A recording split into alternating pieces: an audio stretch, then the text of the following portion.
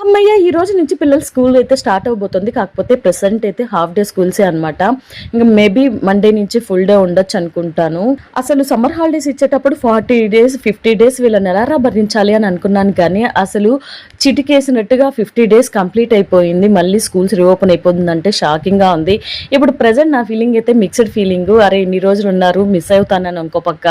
Morning లేచి తొందరగా ఇంట్లో పనులు చేసుకొని బాక్సులు రెడీ చేయాలని ఇంకో పక్క. ఇంకా తీరిగ్గా ఏ పనులు చేసుకోలేమని చెప్పి ఇంకో పక్క చాలా మిక్స్డ్ ఫీలింగ్స్ అయితే ఉంది.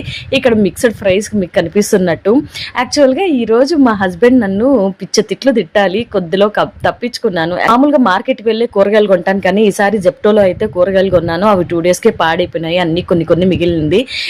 మిగిలిన కూరగాయలతో సాంబార్ అయితే పెట్టేసినాను. సాంబార్లో పెట్టలేనివి అయితే ఫ్రై చేసి ఇలా మా వారికి బాక్స్ ఇచ్చి పంపించాను. కొద్దిగా మిస్ అయింది. లేదంటే మా వారి చేతిలో నా పని అయిపోయి ఉంటుంది.